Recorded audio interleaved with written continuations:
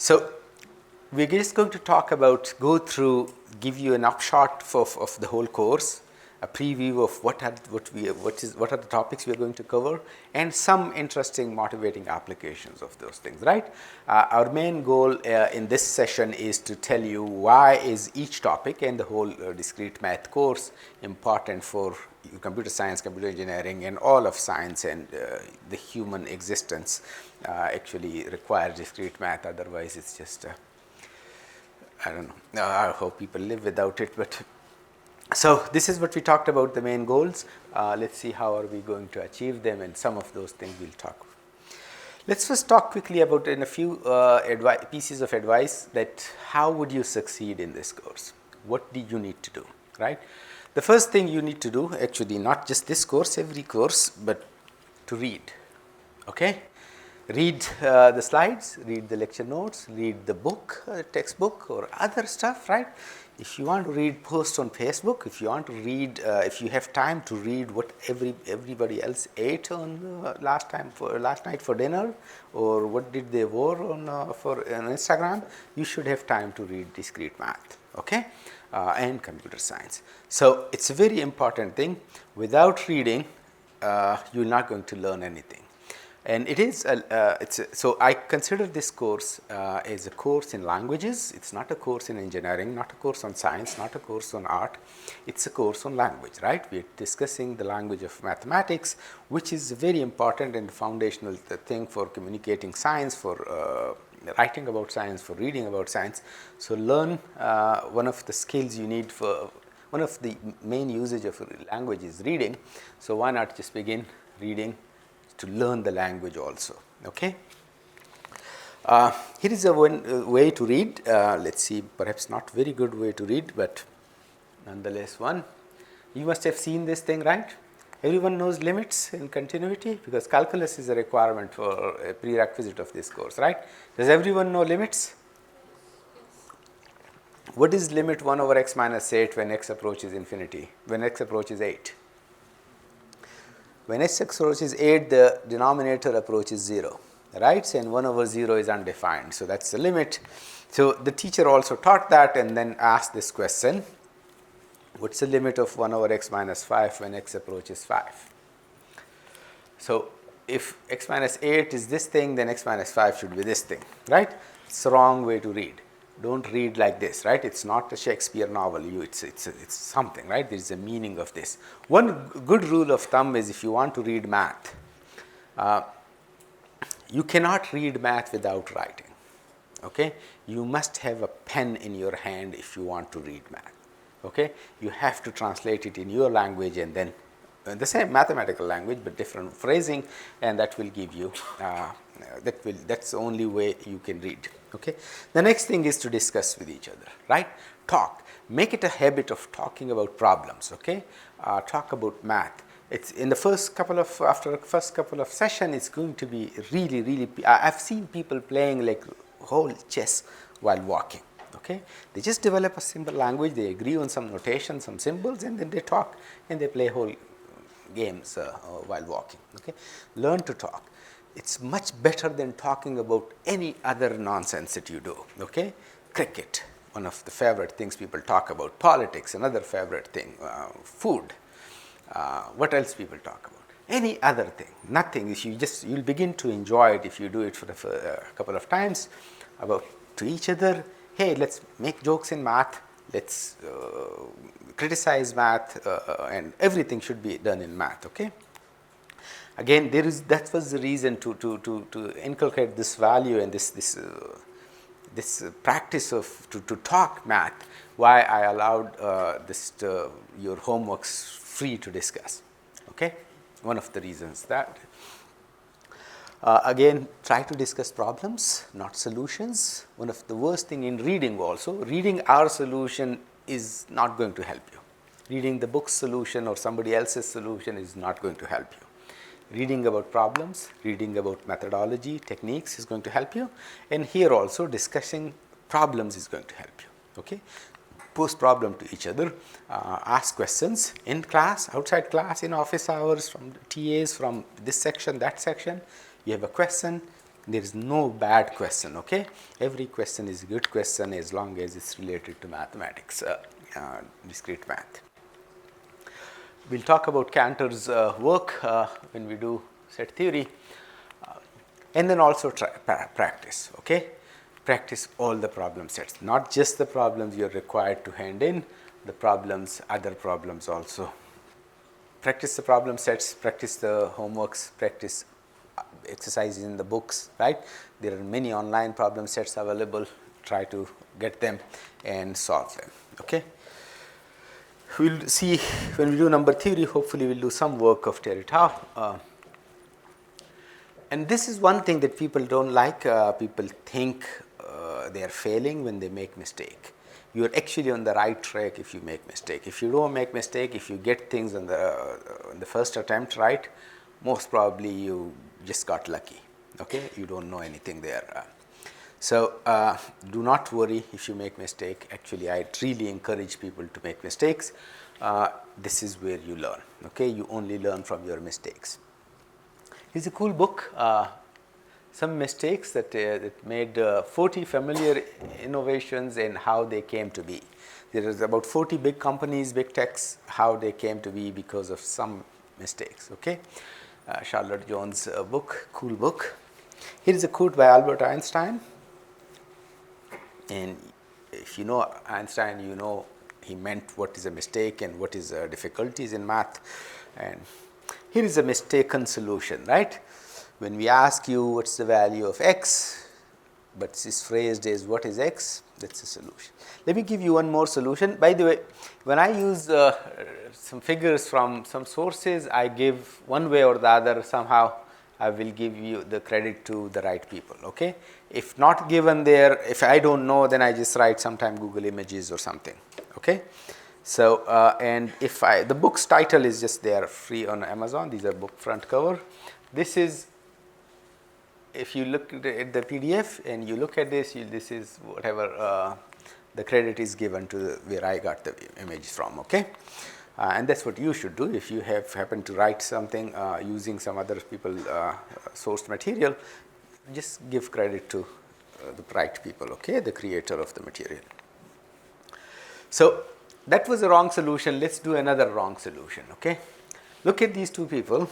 They are chained and they are walking on a railway track. They decided to break the chain using the rail and the train, okay? However,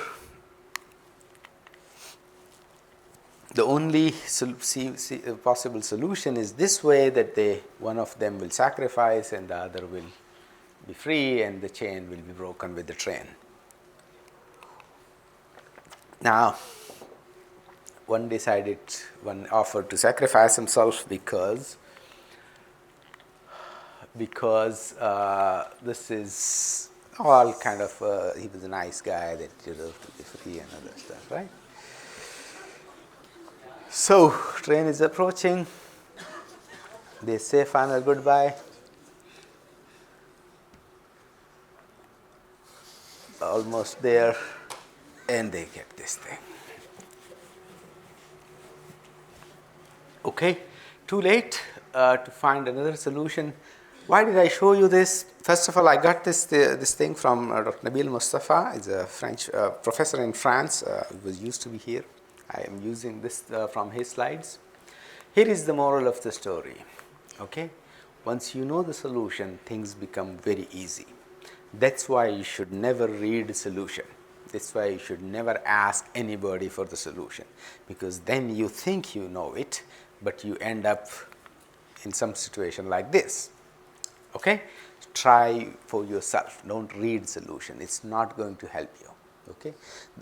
We will make our solution available for the problem sets. The purpose of that is for you to check your answers. Okay?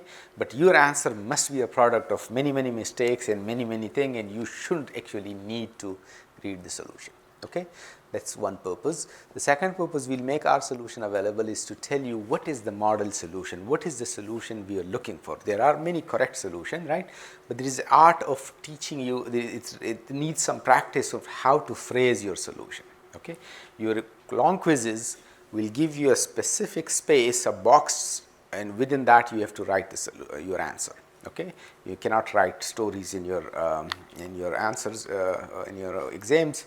So the reason we give you solution is that that's how you could have phrased your solution. So after the first 2, 3, even that purpose is gone. You don't need to do. You will, by now you know how to solve the problem and how to write about it. Okay, how to convince me that's a good solution. Okay, so let's talk about topics in discrete mathematics. What is discrete math? So has everyone seen this symbol? What is this symbol called? Sorry? What is this symbol called? Yeah, the glasses, right? Integral. What is integration? What is integral? What is it used for? Quickly. Sum. What is integration used for? Sum of continuous thing. Any other thing? Yes. What is integration used for? Finding area under the curve. What is integration used for? Anyone else? Anyone else? What is integration used for? No? Yes. Finding antiderivative. Good. What is anybody else? Okay, all of them are correct answer. Finding summation. Summation is sum of very small rectangles, and that's actually if you find the length of the rectangle, because they are so thin, the length is actually the area of the rectangle. You add up all the areas, sum them up, you get the area under the curve. Antiderivative is exactly that thing, which is exactly the derivative is actually telling you the how the rectangles are formed, and you want to do antiderivative. What is this thing called? What is this thing?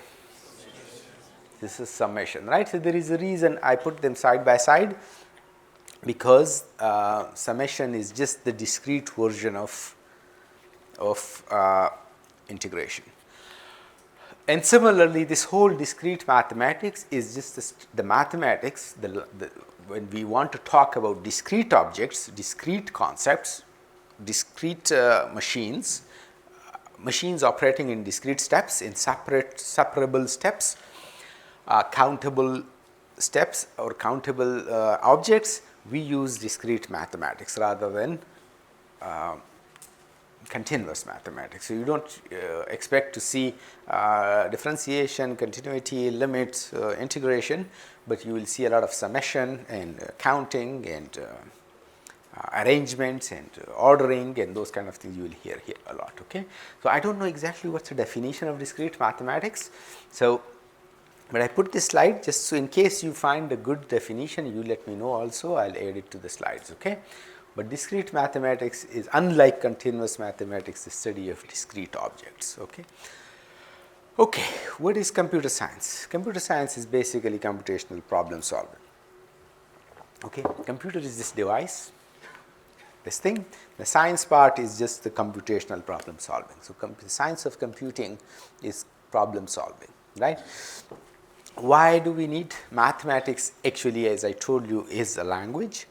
It helps us write about the problem, talk about the problem, discuss the problem, write about the possible solution strategies, write about the solution space, write about or talk about the tool set available, and then the solution itself, write the solution, write the algorithm, whatever methods you are using, and analyze the goodness of that solution, analyze the correctness of that solution.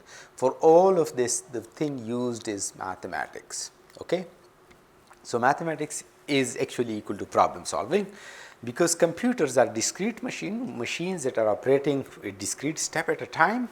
Computational problem solving, the right framework to study computational problem solving is discrete mathematics. Again, solution, problems, analysis of the problems, correctness of the problem, of the solution, everything you need these tools, the concepts, and the principles of discrete mathematics. Okay. So this is actually the right thing to study discrete math, to study computation. If you want to put one word, one course that summarizes computer science, it's discrete math. Okay, it's not circuits, it's not architecture, it's not programming, it's not definitely not calculus and operating system. It is discrete mathematics, right? So there was a cool Indian thing. This guy couldn't do math at high school, so they chose to go to computer science. And the first thing they heard in the student handbook, to do linear algebra, discrete maths, calculus, probability, numerical analysis, statistics. Okay, so computer science is not about this device. Okay, it's not about this machine. That's just a dumb machine. Computer science is about problem solving. A very important guy, a very famous guy in computer science literature, Dijkstra. We will perhaps hear a word about him later when we do graphs, or definitely in algorithms and data structure we will talk about his work on shortest paths. Dijkstra said computer science is not about this computer device, right? Just like astronomy is not about this device called telescope, right? That's just a tool they use. Okay, the conceptual core of computer science is algorithm, problem solving, right? Algorithm is the solution, the step-by-step procedure to solve a computational problem. Discrete math will tell you, we provide a lot of tools for design the algorithms. It is the only place we learn about methods to prove the correctness and the goodness of algorithm. Okay, to convince someone, convince your customer, convince your instructor that your algorithm is actually solving that problem. It is meeting the requirement specification of the problem. That's where you. And also to analyze the resource consumption of algorithm. How much space does it take? How much time does it take? How much energy does it consume? How much bandwidth does it consume? And whatever you want to, however, by whatever measure you want to analyze algorithm.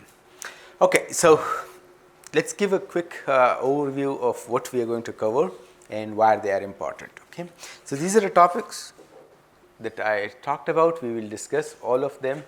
For each of them, basically, you should expect one problem set, one quiz, and one in-class problem. And roughly, these are going to be your problem sets. Okay, each one will take at least one problem set. Okay. Okay. So, where is each one of them used, and why is this important to computer science? Okay. Logic is going to be our first topic. I've collected some set of books about logic in computer science, logic for computer science, logic for computer scientists. Where do computer scientists use logic, right? I'm not going to go through them, but just mention them. Most of them are recent books, right? Just to emphasize that how important logic is for computer science. There are proper logic courses in computer science curriculum. It used to be increasingly less because they are now integrated. This logic part is integrated into discrete mathematics, some other mathematics course, and some AI course, knowledge representation courses, language processing courses, compiler courses, programming languages courses, theory of computation courses, various other courses, sometimes even in algorithm course, some part of it is there. So, there are increasingly fewer sole courses on logic, but it is an essential concept that every computer scientist needs to know. Okay, and that's what this set of books tell us, and this is for other topics too. It's a very fundamental for all mathematical discipline. If you think of like the very essential basic grammar of any language is very important, right? That you just find out how to refer to past tense and future tense and present tense, and some plural, singular stuff. This is that type of stuff for the language of mathematics. Okay, the very essential grammar. We will only touch the tip of this iceberg. Very important thing, but everything that we need in computer science in your whole curriculum and also in your career, hopefully. At least you will be capable enough to learn on your own if you need in your profession later on. So, it's fundamental to all mathematical disciplines. It's very useful, it's extremely useful for hardware design, for computer architecture. You see this logic and computer design fundamentals, and it's very closely related to your course on CS225. That's the fundamentals of computer system. You will see there digital logic and logic circuits and digital circuits. This is the foundation of that thing, right? It's also a very essential foundation of natural language processing and knowledge representation, whole knowledge based AI, not the machine learning based AI, knowledge based AI. The fundamental building block is logic there. Okay. So very essential for computer science. The next topic we are going to, the main topic that we are going to talk about is sets. Again, very basics of set theory, set algebra. Very important for computer science. It gives you, this will provide the foundation of your data structure course, right, and your algorithm course. Probability is just a fancy way of counting the number of elements in well constructed, intelligently constructed sets, and database is also just something built upon sets, right? So and many other things. I just mentioned something that could come to mind, and look at those books for computer science set theory. The next important thing is these discrete structure or discrete concepts, functions, relations, recurrence relations, recurrences, recursion, recursive algorithms. All of them are extremely important, right? Especially the functions are important for hashing and cryptography. One-way function, an unbreakable function, and hashing is a fundamental data structure and algorithm concept. Very important for programming languages also, relations, and those of you who know, how many of you know RDBMS? What does RDBMS stand for? Yes. Relational database management system. RDBMS stands for Relational Database System, Database Management System, right? So this relation means table there, but that relation is exactly what we call here relations, okay? This is the word relational in RDBMS, which is all the databases except for NoSQL database. And it's also important for programming languages and compiler and stuff. Proofs.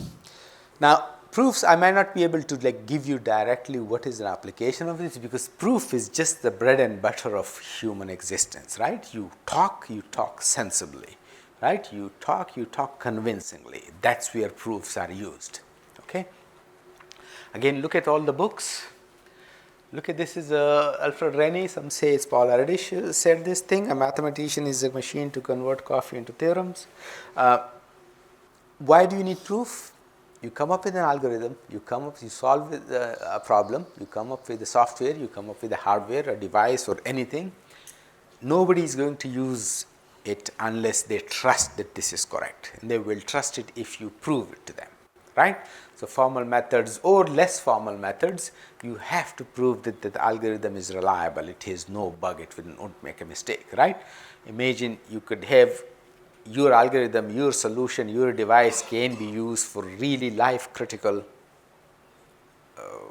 settings, could be used for robotic surgeries, could be used for in vehicle, automatic self-driven vehicle, could be used for defense purposes, with many other sensitive purposes, and a lot of money is always involved in these systems. So you have to convince the customer, the manager, the instructor, the company, whoever, that this thing is correct. And this statement, this thing is correct, is actually what we call a proof, okay? To convince somebody that the truth or the correctness of something. You have to verify the algorithm is correct, the hardware is correct, and other stuff. Counting and combinatorics, another important thing. Counting is a very important subject, and this is perhaps the subject where you will, this course is perhaps the only place where you will learn these techniques. You must have seen math is the only subject that counts, right? The statement is true in both sense of the word. Math is the subject that counts, and math is the subject that counts actually, okay? Because I don't think you will count in philosophy or other anthropology 101. So why do you need counting? You calculate the chances, the probability of a hardware failure, a component failure. Probability is just a fancy way of counting, right? Very easy, systematic way of counting, but it is nonetheless counting. Analyze how many steps your algorithm takes. How many steps, it's a counting question, right? And it's also extremely helpful in designing the algorithm, not just analyzing them, actually designing. The mindset that you develop, the methodology you develop in this when we do counting helps you a lot in actual problem solving. Okay. Graph theory. Again, very important. I'll give you some application today, and then we have a whole session on applications of graphs and trees and special types of graphs in computer science, right? So graph is actually abstraction of pairwise interacting systems, pairwise interacting entities, just like it's a set of people. Now it's a set of people with their pairwise interaction, who is friend with each other, who is enemy of each other, who is a customer from the other, who buys, who sells, who cheats, whatever. You need some kind of pairwise interaction.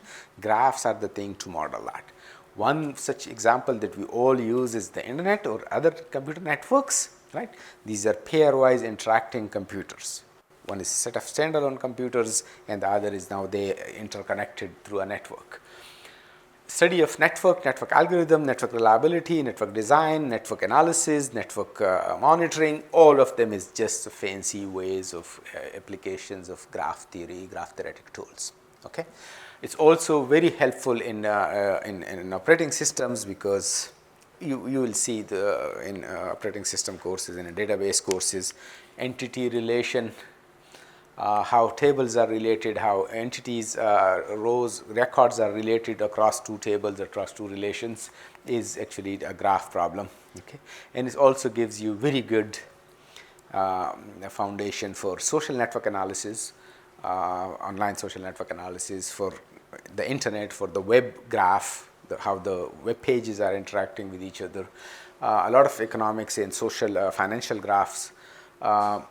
And now increasingly in biological graphs is protein interaction networks, and everywhere. Okay, you will see graphs everywhere. Like every other day you will see or use graphs. Okay, sometime you will notice. But okay, so that's a few things about the topics. There's some quick funny applications of this individual topics. Logic is what we would study in detail. You go to a certain island and there are two types of people there. One type of people, they always tell the truth, and the other type always tell the lie. Okay, so they are called knights and knaves. Knaves always tell the truth, knights always tell the lie. Make sense? Is the setup clear? Now, you go to this island and you get two people. One says A and B. You don't know who is knight, who is knave. You don't know. You only know what they say. So A says both of us are knight, and B says A is knave. Who is who? Who is telling the truth? Are both telling the truth? Are both lying? Is A truthful? Is B truthful? I'm going to give you one very good applications of this. Yeah. Okay, so it's a very good attempt to an answer. Before that, let's just see how would you go about answering or finding about who is truthful and who is not. Yes, what will you do? Yeah.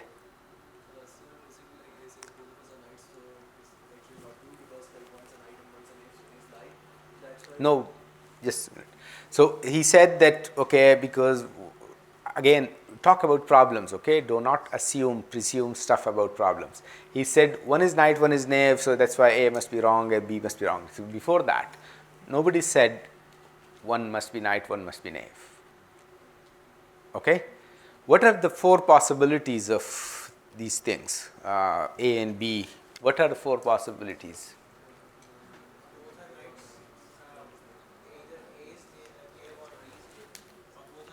Okay, so he said four possibilities. Both are knights, both are knaves, or A is knight, B is knave, or A is knave, B is knight, right? These are four possibilities. We didn't exclude any of them. Is it clear? In your answer, you immediately assume that it's either the middle two possibilities. But it's a good thing. Given that it could any four possibilities, how would you answer this? Not answer this. How would you? What will be the process of? Yes, please.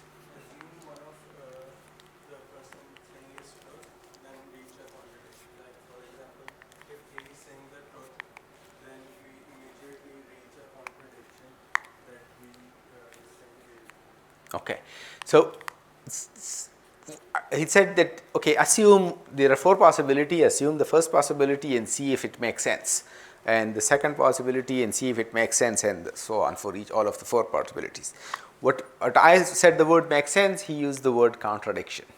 The contradiction to what?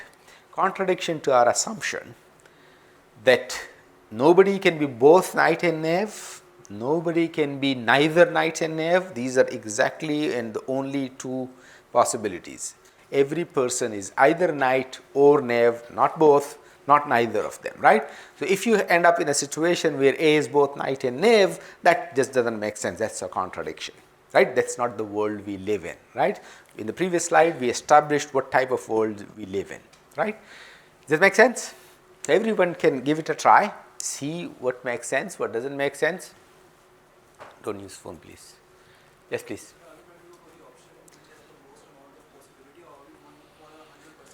Yeah, that's a very good question. Are we allowing this thing that maybe both are true, one is likely true, one is not likely true? Actually, no. In the world we live in, there are just two type of people. There is no more likely scenario or less likely scenario. It's either there, it's a situation either is there or not. Okay, but it's a good attempt. You ask question about the problem.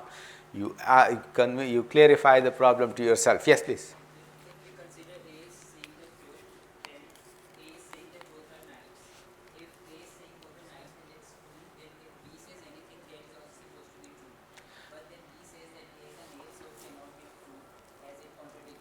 Yeah. So that sounds like a solution. Of course, I didn't follow it fully because I want every one of you to give it a try. It's not very difficult. Everyone knows the way he suggested. Let's assume A is telling the truth. Then does it make sense? Does the B statement make sense, right? And let's assume B is telling the truth. Let's assume both are telling the truth. Yes, please. Sir, I think B is a knight, A is a knave. Okay. Because B did not deny he's a knight. Yeah. And he said that A is knave, so it could be possible that A is. Yeah. By the way, so again, that's for you to work out. Have a piece of paper, not now, later. Go through this. Not very difficult. You are going at least the 2-3 suggestions I heard, both going in the right direction. Do not over assume. Okay. A said what it said. There's nothing else, right? B said what it said. There's nothing else. Yes, please. Yeah. चार possibilities है. Both are lying. Both are telling. Both are knights. Both are knaves. Yeah. इनमें से कोई एक is lying क्योंकि. No, we don't know. Yeah, okay, maybe that's because in this specific case, but generally we don't assume. Both could be knights, that's a possibility, right? But in this particular case, maybe this is not that possibility cannot occur. Because in this one, they're saying opposite thing, right? If both are truthful, yes? So there's two possibilities here. The first is that they're both lying, that they're both knaves. Mm-hmm. In that case, the truth value is worked out. And the second case which works out is that if A is a knave and B is a knight. Okay, so let me just quickly think again. I'm not going to talk about the solution yet, but you said if there's one possibility is that both are knaves. If both are knaves, then B must be telling a lie, right? So B is a knave too, right? Okay, then assume something else. Yeah. So again, maybe it's true. I don't know, but just work it out. Here is the way you do it. I'm going to, and this is how our in-class problems are going to work.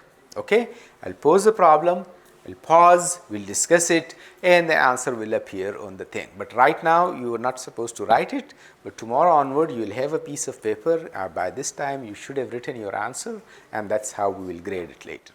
Make sense? Yes? In this particular case, A is knave and B is knight. You see, that's the only possibility it makes sense. Both statements are simultaneously can be made in this particular way, right? Is the setup clear? How you know how to solve the problem? Okay, We'll go to this and we'll do many, you will get many such thing in your exercises and stuff. Okay, so now I want to do, this is another one. Again, go home and do this. Here there is the answer to that. Both are knights in this case. Again, as I told you, both, all 4 possibilities could be there.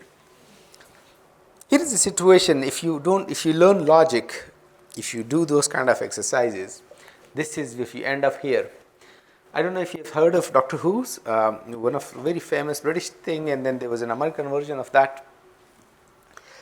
So in one of the episodes, Doctor Who is end up in a place where there are 2 doors from the room, and both doors are guarded by a robot, and each door is guarded by one, and somehow Doctor Who knows that one robot is a knave and the other is a knight. Okay? He has time, resources, allowed only one question from one of them. One door leads to death, the other door leads to freedom. Okay? He has only one question to ask one of the robots. What should be the question, who should he ask, and what should he ask, in order to find out which door should he go through. The setup clear? How complex can the question be? Whatever, it's a yes no question, it's a logic question. Yeah, you can ask yes no question. Again, yes, please, one thing you learn it. I spent like 30 minutes in my other course today. Do not jump to solution. Do not jump to solution.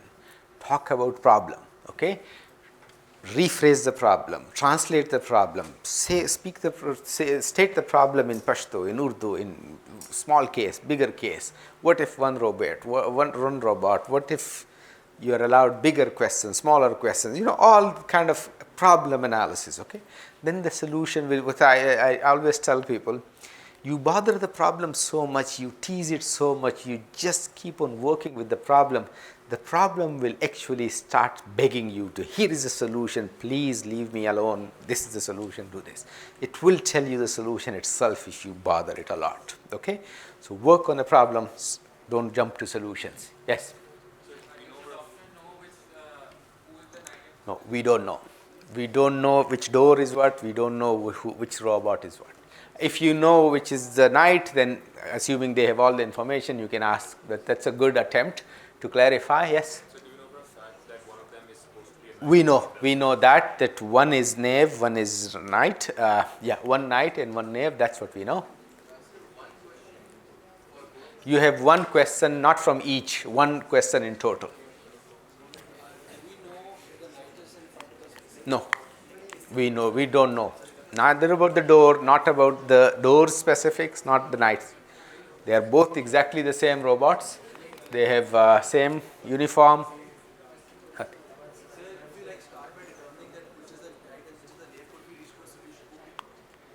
Whatever, you have one question. You can use that one question to find out the identity of these two, but by that time you will be done. You are going to ask a yes no question.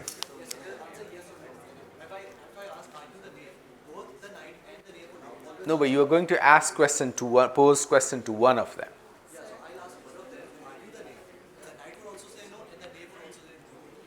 Knight will not say, you will ask question to one robot. Questions from one robot and you will get one answer. So if the robot is a knight, you would also say no.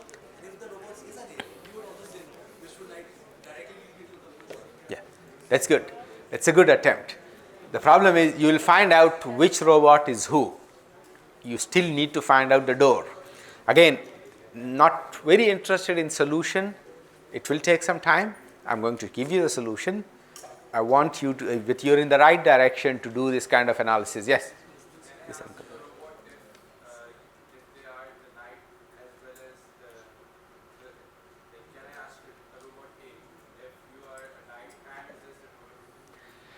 Yes, you may be able to ask the and question, but then you have to see, will it actually help you determine which door leads to freedom?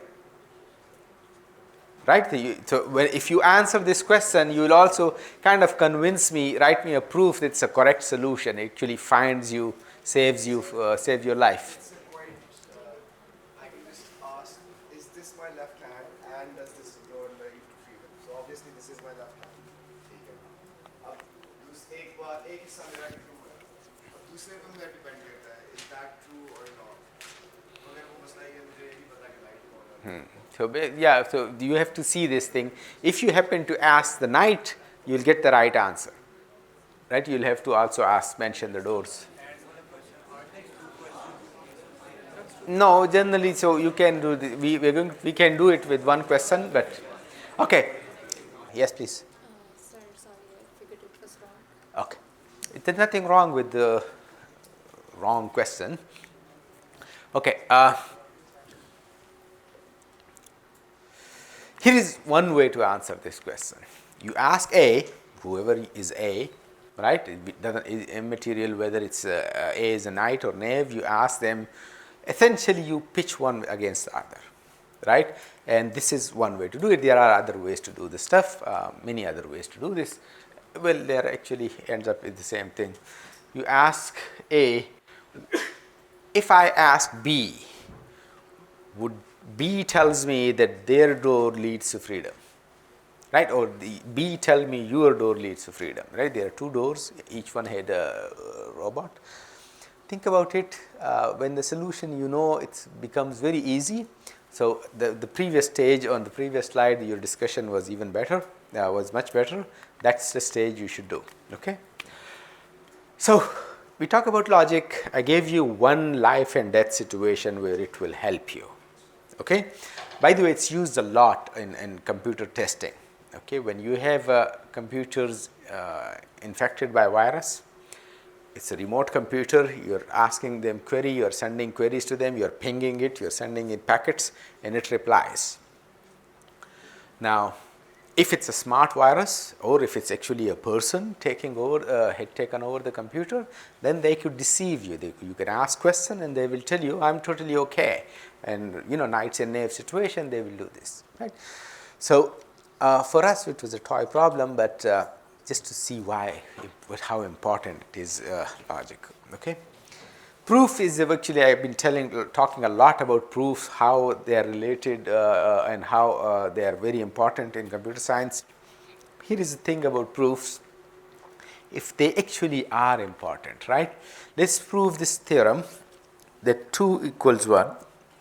And you must have seen many proofs of it. I like this one the most. So 2 equals 1, it's also important. I'm going to give you a proof and then also going to give you the consequences of this, right? What happens to mathematics if you do.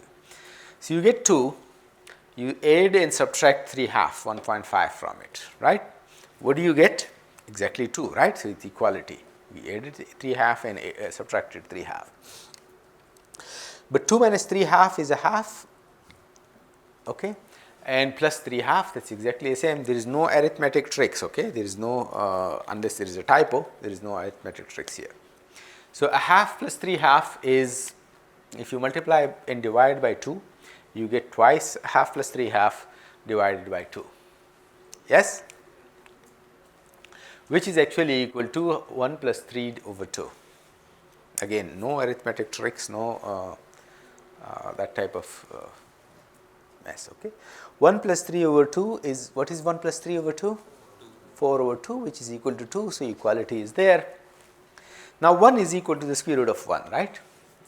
What's the square root of 1? 1, right? So we get square root of 1 plus 3. So I just replace 1 with one of its square roots. Every integer has positive integer has 2 square roots. So square root 1 plus 3 is, if I substitute 1 with negative 1 times negative 1, what is negative 1 times negative 1? It's 1, right? So I substitute 1 with negative 1 times negative 1, I get the same square root is there, plus 3 divided by 2, and that's what you get, right? Again, no tricks here, okay? Equality, when I say equal, they are equal. So now negative 1 squared is actually negative 1 squared, and then the square root. Square and square root are inverse of each other. Yes? What is square? It's just square root is raising a number to the half power, and squaring is raising a number to the second power. So they cancel each other. So square root of negative 1 whole squared plus 3 over 2. Again, no arithmetic tricks, okay? So the square root, so I get negative 1 because of the square root thing, negative 1 plus 3 divided by 2, and this is nothing there, this is very standard thing. Negative 1 plus 3 over 2 is 2 over 2, which is equal to 1. Okay? So I got all of these equalities. The chain of this equality tells me that 2 is equal to 1. Somebody raised hand here? So now, when 2 is equal to 1, what happens? Okay? Look at this statement. This is a valid statement. I and the Pope are two different people, right? Remember, Pope Francis is one person, I am another person, so now we are two people. Now we just proved that 2 is equal to 1. So that means I and the Pope is actually one person, right? 2 is equal to 1, so it's now one person. That means I am the Pope, right? No? It's nothing wrong with it. It's a total logical thing, right? If 2 is equal to 1, then I am the Pope. Okay? You determine with a calculator if 2 is equal to 1? No, okay. Is this clear? So now given that I am the Pope, I can do whatever I want, right? So I am going to abolish the concept of negative numbers. Okay? So 2 equals 1. You subtract 3 half from both sides of 2 and 1, and you multiply them with 2. So if you subtract 3 half from 2, you get a half. You multiply with the 2, you get a 1. If you subtract 3 half from 1, you get negative 1 half. And you multiply with the 2, you get a negative 1. So we get is that 1 equals negative 1. Yes? So now if I multiply 1 equals negative 1 with 7, what do I get? Both sides with 1 equals negative 1 with 7, what do I get? 7 equals negative 7, right? If I multiply both sides with 13.2, what do I get? Negative 13.2. That means the whole notion of negative number is just bogus, right? It was invented in the high schools to torture students. Now you have grown up, you have suffered enough. We are going to abolish negative numbers and all this stuff, right? 2 is equal to 1, and that's how we are going to do the rest of the mathematics, okay? All of this bogus notion is abolished today. That's why I told you this class is the most important in your computer science career, okay? Okay, so the next application, counting, is also a very important part of this course. Let's do some applications of that, okay? So long ago, I told you, this school system, and especially this European and British school system, they do all kind of stuff to torture students, right?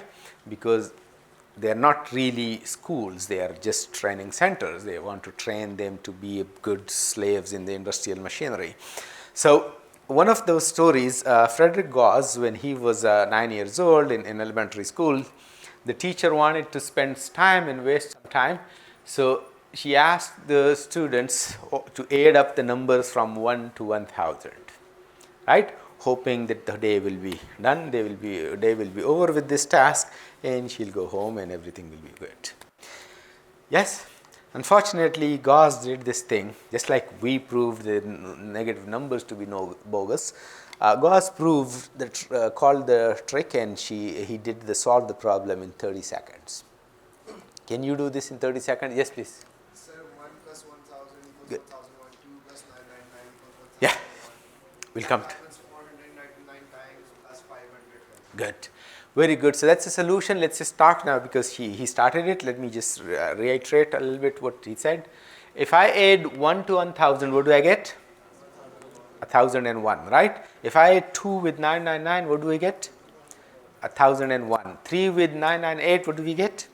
So if I get 3 with 998, I get another 1001, right? How many pairs are here?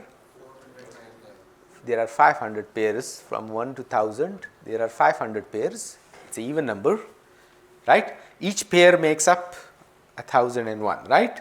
So the addition, just by the associative law of addition, is 500 times 1001. Yes, please. 499 pages plus 500 are garbage. 500 will be added to 499. No? How many pairs are there? How many numbers are here? So if you divide it by 2, how do you get? 500, right? Figure it out. Don't get involved into technical mumbo jumbo, okay? Something is there. Is the answer clear? Is the solution technique clear? Okay? We will do, now there's nothing great about this. There are many other ways to do it. But I'll show you one greater way than this. When we didn't have positional number systems, when we didn't have addition defined the way it is defined, when Al-Khwarizmi was not born yet, when we didn't have the algorithm for the addition, the associative law, the distributive law, all the algebra, how would you do it then? Okay? So that's, you see, I've written this in the application of counting. Where is counting here? That's arithmetic, right? There's no counting here. Do you see any combinatorics here? Did we count anything? No?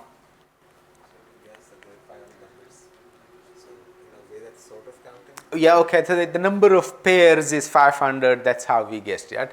But actually, the way we did it is 1000 divided by 2, is still arithmetic, right? But it's a good attempt, okay. But actually, in the solution, there isn't any counting. Right? I'm going to show you one more way very quickly. We'll talk in detail about it.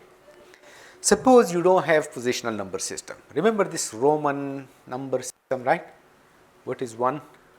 What is 5? What is 10? What is 9? What is 50? What is... It just, sometimes the number is very big and it's only one symbol. And sometimes the number is small, but it's too many symbols, right? X, I, V, whatever. If I ask you to add all numbers from 1 to, all integers from 1 to 1000, and you don't have the decimal positional number system, can you do it in Roman? How long will it take you? It makes sense? Is the question clear? Right? If I add you 1 plus 1 to 5 in Roman, what will you do? This I plus 2 I's plus 3 I's plus IV plus V, right? It's strange. You can't do this. Your calculators won't do it. Okay. Now, even before that, suppose you don't even have numbers. You don't even have those Roman symbols. How would you do this thing? Right? And I'm going to give you one applications that in some of, just like I previously told you in life and death situation of logic, logic will help you. I'm going to give you a few more life and death situation where it will help you, and also some more very better application, much better application. So we'll talk about that solution later, okay? For now, let's leave it. Or let me just quickly tell you, because I can't then talk about the next slide. And this will also explain why did I use counting here. So if I take a certain number of balls and arrange them like this, in the first column there is one ball, in the second column there are 2 balls, in the third column there are 3 balls,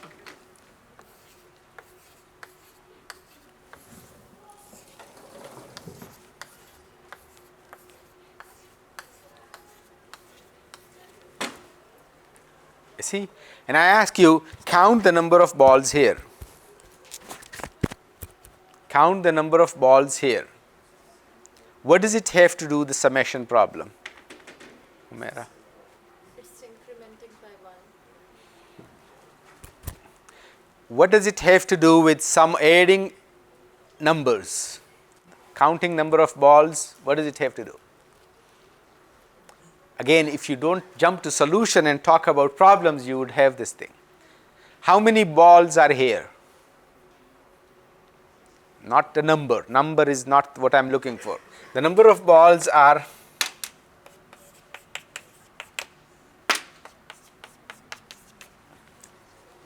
Is it clear? If I'm adding the sum of the first 1000 integers, all I have to do is just count the number of balls in, just increase the triangle too much, even bigger, right? Add more columns, right? Does it make sense? Can you count the number of columns, the number of balls in a triangle? Have you ever played pool, snooker? See, there is a triangle there. There's a fixed number of balls there. Yes? How would you count that? That's exactly how they are arranged like this, right? We don't know. It's not easy. We do know, but it's not very easy to count the number of balls in this triangle, right? Arranged very neatly in the way we want. But if I do this, if I just get another copy of this triangle and write it like this, okay? Now I know rectangular counting, square counting, we are all really good at, right? How many balls are here now? How many balls are here? Yeah, 5 squared, right? Does it make sense? Yeah, okay, so 5 times 6. Does it make sense? The number of columns are 1, 2, 3, 4, 5. The number of rows is 1, 2, 3, 4, 5, 6, right? So it's 5 times 6. Rectangular counting we are very good at. But I wanted only this white balls, not the white plus yellows. But I can just divide by 2 and I get the number of balls in this triangle, right? That's actually, look at that. If I want to do that, I can just multiply 1000 with 1001. That will be double the sum of this thing. And then divided by 2, that will be the sum of this thing. Does it make sense? 500 times 1001 is exactly 1000 times 1001 divided by 2. Again, I'm not very interested in the exact solution. We're going to dedicate a whole session on this. But just to give you some idea. Yes, please. Depending on, so this is, you begin with this, there will be 1 ball, then 2 balls, then 3 balls, then 4 balls. Oh, sorry, 1 ball, 2 balls, 3 balls, 4 balls, 5 balls. So there will be 1 extra on top of this. We'll see pictures of it, don't worry. Okay, but do you see how to, we wanted to solve a counting problem with counting triangular number, right? How did we do? We made it into a rectangle problem. That's exactly how you find the area of a triangle. What's the area of a triangle? Half, that's exactly the half we see here. Base times height. The base times height is exactly that converting triangle into a rectangle, and just because rectangle area is very easy, doubling the triangles and then divided by 2. That's exactly this formula. This is the discrete version of it. They learned it from us, okay? We didn't learn from them. The calculus people are just, okay. Gauss solved the problem in 30 seconds. Here is another very important thing, sorting, right? Everyone knows what is sorting? I give you a bunch of numbers, a list of numbers in an array, and I want you to order them in an increasing order or decreasing order. It's a very, very important problem, okay? Very important problem. It's the fundamental problem. Actually, in fact, one of the most famous guy, actually, until a few years ago, everybody was using his book called, the book is titled by their author's initials, CLRS, Common, Lesserson, Stein, and Rivest. This Common is a professor in Dartmouth. In every class, he would say, if you can, of course, teaching algorithms every time. In every class, he would come and say, if you can teach, if you know sorting, you can solve any problem. If you can solve the sorting problem, you can solve any problem. That's why we teach sorting a lot, right? And one time, a student raised hand and said, Professor Common, in my country, corruption is a very big problem. You said if you can solve sorting, you can solve any problem. How do you do that, right? Common took a pause and said, well, you sort the corrupt people and then prosecute them in that order. So sorting is a very important problem, okay? So I'm going to give you one algorithm. It's called the selection sort for sorting. Not very difficult to see. All it does is just find the minimum number and write it in the first place. then find the second minimum and write it in the second place, then find the third minimum and write it in the third place. Again, if you define the sorting problem, if you talk about the problem, you will get this definition. Sorting is defined to be the minimum in the leftmost place, the second minimum in the second leftmost place, the third minimum in the third leftmost place, and so on, right? And then you do a find min algorithm to find to solve the problem. The question I'm going to ask, the counting question I'm going to ask with this thing, how many times, if I run this code for some fixed number of n, some fixed number value of n, how many times this blue statement is executed? This is the comparison. How many times this one number is compared with another number, right? This greater than or equal to is a comparison. Those of you who know arithmetic logic unit, ALU, one of the fundamental circuits in ALU is comparator. I'm just asking how many times that comparator circuit was activated. Okay, this is the fundamental question in analysis of algorithm. Finding out how much time your algorithm takes. Okay, how much time, the number of operations it performed is the best way to measure the goodness of algorithm in terms of time efficiency. Is this clear? The question clear? Is the question clear? How many comparisons are performed by this algorithm? Yes, again, yes please. So it depends on the, before you sorted the order, so for example, worst case, it would be n squared. Yeah, it would depend on, so all best case, worst case is the same thing, because this will depending on whether AI is big or small, I may exchange or not exchange, but just checking whether AI is bigger, that is done in any case, right? Irrespective of what's the value of AI, what's the value of AJ, what's the value of I and J and anything, right? It will be something like close to n squared, yes. So it sort of becomes the triangular problem again. Yeah. Because, Good, good. That's where I'm not interested in solution. Okay, I don't want you to pay attention to the solution. I want to see if you study the problem, you have to see that it's actually the previous problem. The previous problem, n is 1000 maybe or 1001, okay, and here n is general number. So if I had written it is in terms of n, both of those, so it's a very good answer, and that's how I want to see, right? Talk about problem, not the solution. The problem is exactly the same as this. Here is another question.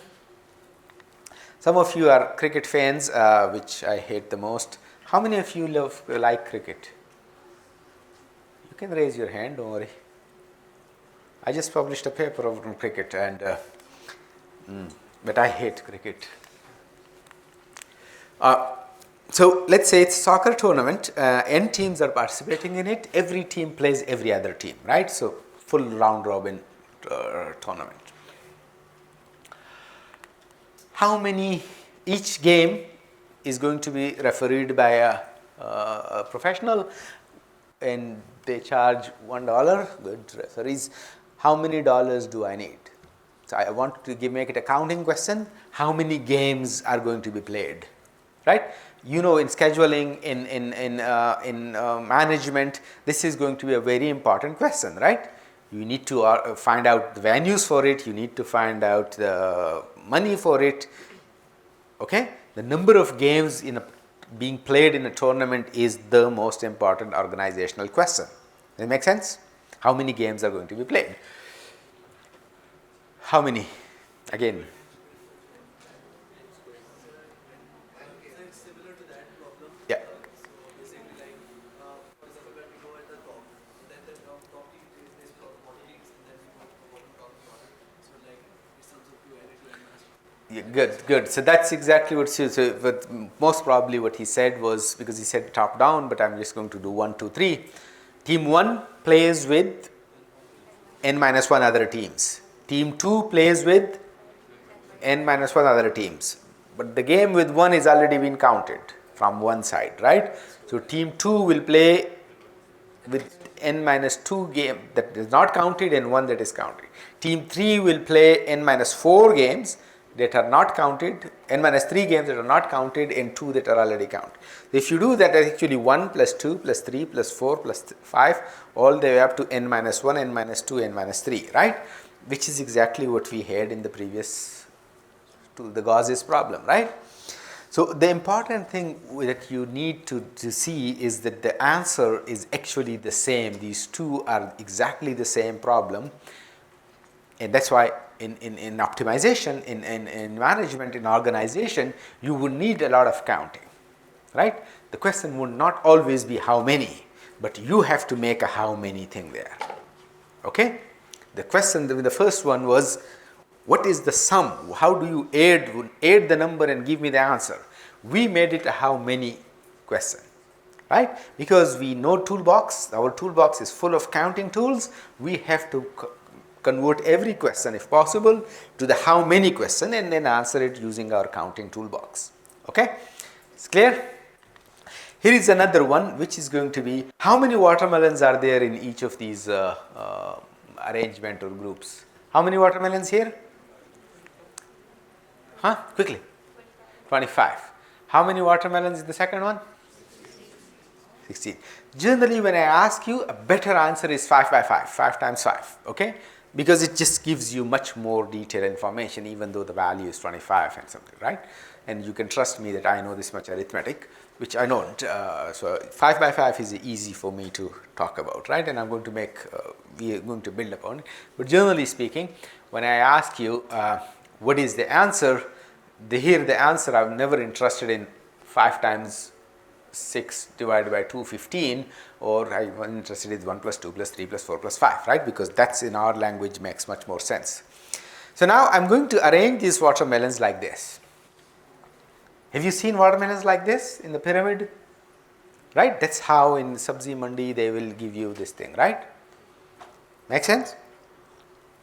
So suppose you go to a Sabzi Mandi and somebody tells you there are 19 million watermelons here. How are you going to do? If you don't know discrete math. Can you buy watermelons?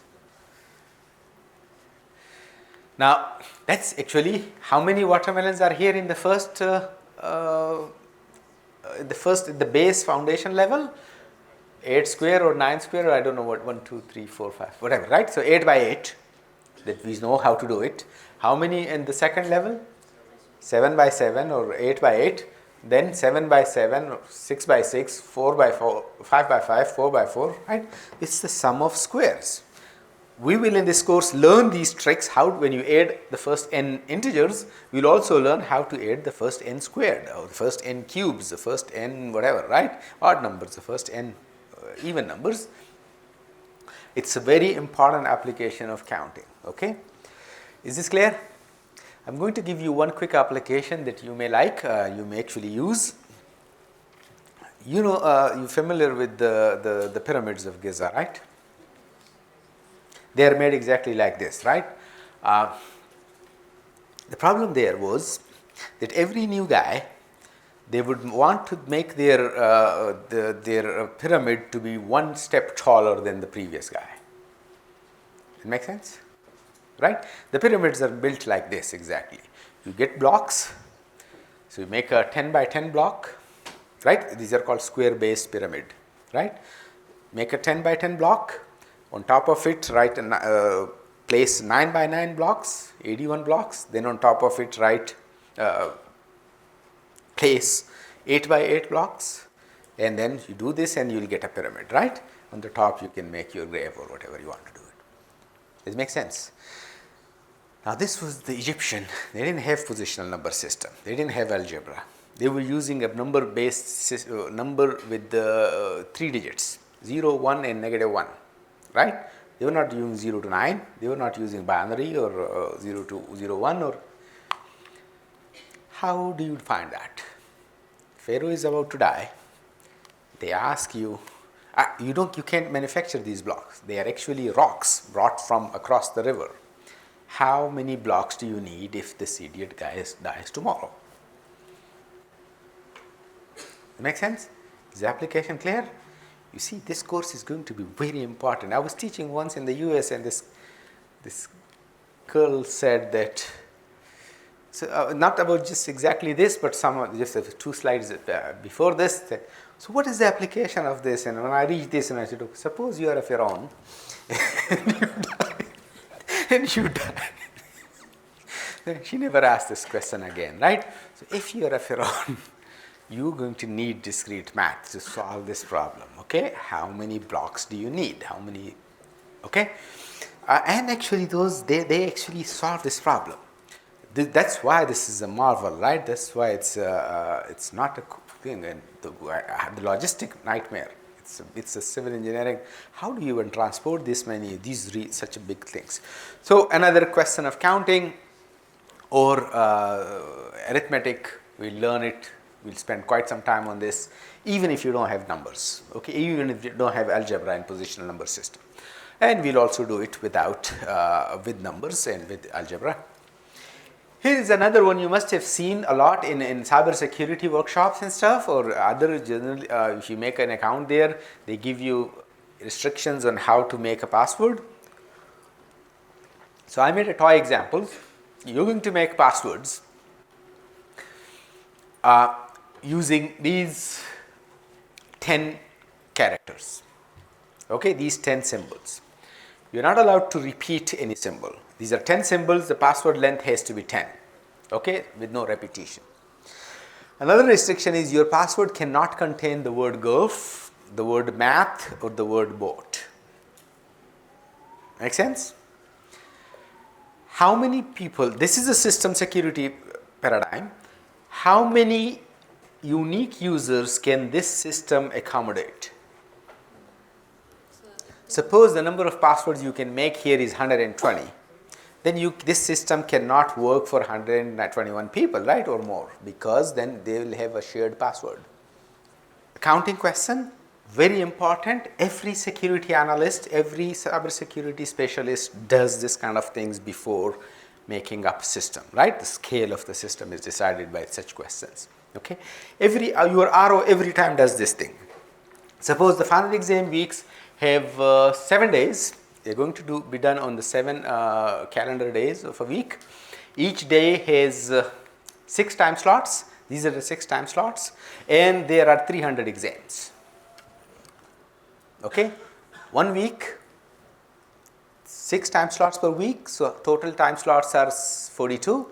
300 exams. How many rooms are needed? In one room, there can only be 1 exam at a time. There cannot be 2 exams in parallel and simultaneously. How many rooms are needed? The question clear? Right? If you have 400 rooms, you can do it even in 1 day, 1 time slots, right? Because there are 300 exams. But if you have 2 rooms, can you do this thing? If you have 2 rooms, can you accomplish this task of scheduling 300 exams with 6 time slots, 7 days? Can you do it? Because if you have 2 rooms, then you actually have 42 time slots, and for each room you have 42 plus 42, that's some number, much less than 300 hopefully. Yes? Yeah, so you basically effectively get 84 time slots, 42 plus 42, right? 42 in room 1 and 42 in room 2. So in 2 rooms you cannot solve this problem. Yes?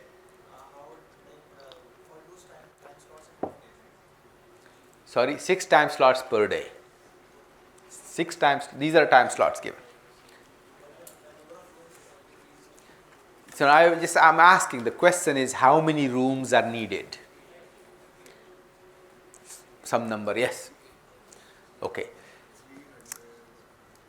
300 exams in a week, so 300 divided by 6, so that is how many exams you can do in a day divided by the number of days, that is the number. So, 50 you see the counting question, whose solution is needed by the RO to solve the thing. I'm just giving you applications of accounting questions in real life, right, or in your professional life. Here is another one. Can you actually write a small piece of code like 3-4 lines of Python code or C++ code to draw this pattern? Have you seen this kind of questions in your programming courses and your jobs interviews and internship interviews, right? They ask you to draw patterns, 7 stars in the first row, and then 6 star, and then 4 star, or whatever, right? Some different types of triangular patterns or diamond structures patterns and stuff. Can you do this with these colors? Sorry, it will take some time and हो जाएगा. Yes, definitely हो जाएगा. मैंने भी कर दिया था. Yeah, but it's a good thing. Good thing. Yeah, be confident. If I'm asking a question, that means it belongs to your level, right? You should be able to do it, right? And we'll learn later that yes, you can do it. It's very easily, actually, 5 lines of code, you can write this thing. Much better elaborate patterns than this. Okay, so you will learn some mathematical art also in this course. Okay, another matter of life and death, and this hopefully is going to be one of the last examples. So the story goes like this: that it's in the Roman-Jewish wars, Josephus and 41 others were trapped, and they wanted to, instead of getting captured and arrested, they wanted to just kill themselves and commit suicide so that they don't get arrested, right? So they decided to kill every third person, right, in some round fashion. So this way they will be over and 2 will survive, of course, because if you kill every third person when there are only 2, you can't just go ahead, right? So Josephus and one more other person survived, and they told the story, right? Why, how could he survive? Or if you are in such a position, such a situation, which position would you like to stand so that you survive? Okay? But Josephus survived because he knew discrete math, and you should be able to survive such a situation. I'm going to give you a smaller variant of it so we can talk easily. So instead of 41 people, we have only 10 people. Instead of killing off every third person, we're going to kill every second person. Okay? Kill off every second person. Is this setup clear? You have 10 people sitting in a circle. Begin with 1, skip 1, kill the next one. Skip 1, kill the next one. Okay, that's how it's going to be. So who is going to go first? We'll skip 1, get 2, right? Who is going next? Quickly. Next, quickly. Then who next? We'll skip 1, 3 will go, right? Then and 5 survives. Yes? So if you are in a situation, and that's the way to go, you should stand at position number 5, right? Index number 5. Okay? And this is a whole good thing. So in the previous one, the J of 41, if you're going to go, 19 is the one which will survive. Okay? In 41 people, you have to stand at the 19th position. Here is other thing, I've just write the number J. So if you are 10 people, J of 10, the person who survives, or the index that survives is J of 10 is 5, right? For 9 people, J of 9 is 3, J of 11 is 7, okay? And you can just do this game. But can be, if there are 1900 people, can you find out, and this is a matter of life and death, right? You want to find a place for you to stand. Can you just play this game and then find out who survives? You would like some tricks to do that, right? You would like a systematic way to find out quickly, right?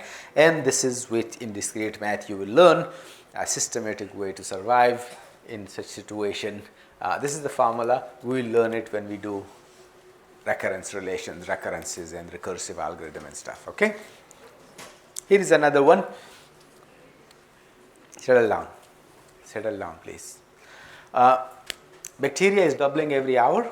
At hour 0, we have 1 cell, and next hour will be 2 cells, in next hour will be 4 cells and 8 cells. The question is, how many bacteria cells will be there after the nth hour, like after 100th hour or 19th hour or something, right? An epidemiologist, biologist, virologist, all kind of logists always use this kind of things, right? And they use counting for this thing.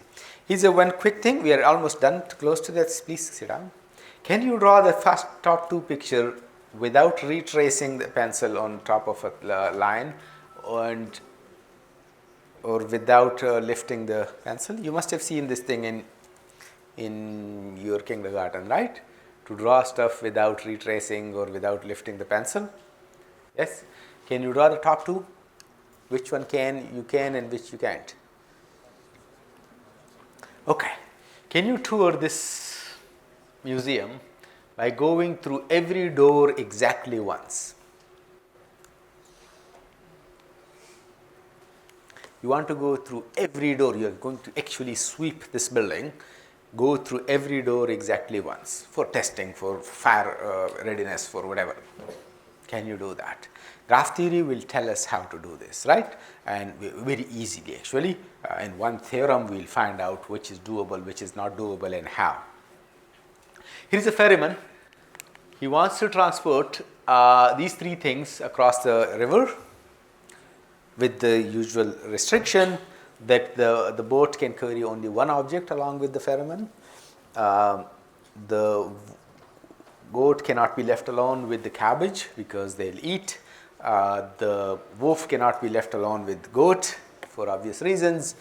What is the right way to do it? Okay, a graph traversal problem. We will model it by a graph traversal problem, and then graph will help us solve the problem. Can you guys please settle down for 2 more minutes? A traveling salesperson, a problem, a TSP problem, a very famous problem, classically hard combinatorial optimization problem. A salesman wants to travel to every city exactly once.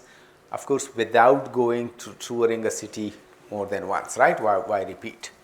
Well, you want to draw this circuit board. You have this drilling machine, this automatic drilling machine. You want to go and drill every single hole without going on top of it, on top of a place the second time.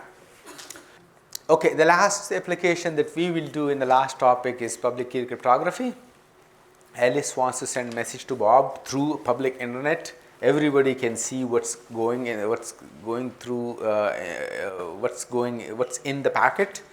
Can this eavesdropper, Eve is eavesdropping, can we send this without E knowing what is actually in the message? I want to send the message X, but E would read it here. But if I encrypt it, then E would read Y, but they won't be able to decrypt, right? They won't be able to decrypt, so it's saved. The problem is, who will take the key? What if whilst Alice and Bob agreeing on the key, E gets the key? Then X will be decrypted using the key, and E will know everything. So we will be able to do it at the end of this course. Alice will send using what's called the public key thing. Bob would know the public key, Eves would know the public key, it would know the encrypted message, still will not be able to tell anything about what X would have been. Okay, so that's the final applications in public key cryptography, a lot of number theory there. Thank you very much, see you next time.